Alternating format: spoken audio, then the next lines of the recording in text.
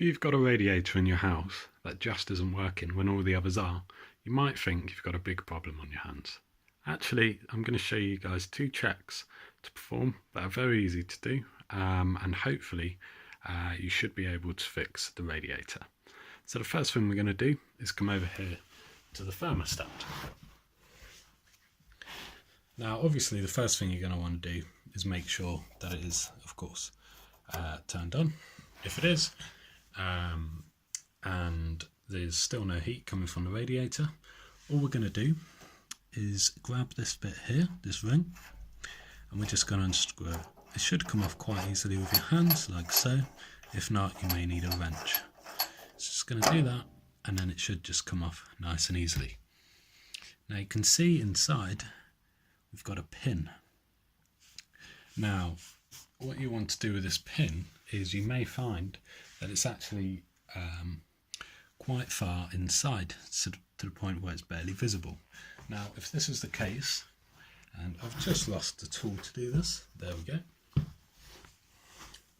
What you want to do is grab something like this, and you're just going to want to pinch it and pull it up. Now I've done that a bit too much just to kind of demonstrate. This radiator isn't in fact broken, so I don't need to put it up any higher than it really was. So it's quite tricky to do this with one hand. Obviously you won't have that issue. So I'm just going to put that back there like so. Then what you want to do, just put this back on.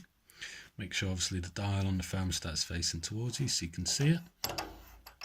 Now if I can do this with one hand, that would be great. Looks like, I think that's it. There we go. So just screw it back on. Now put it on max, and then obviously just give it a few minutes and you should be able to feel it heat up. Now that's the most common solution in my experience. I've come across this problem a few times. I've had some friends who have had the same problem.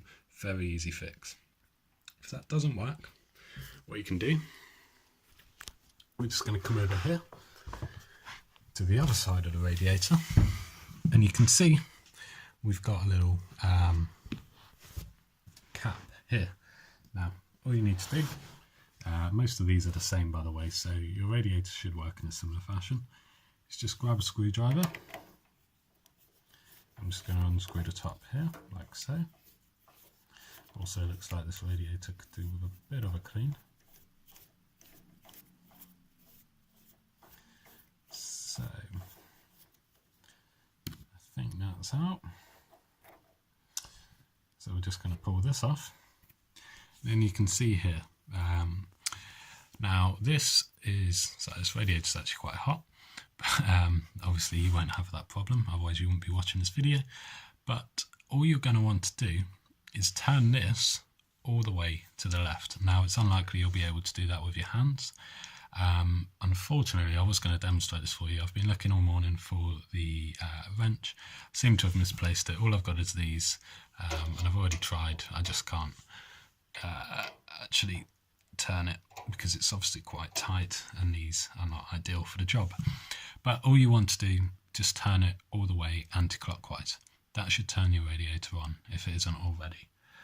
And then obviously once you've done that, all you're going to do is just put the cap back on and screw it back in.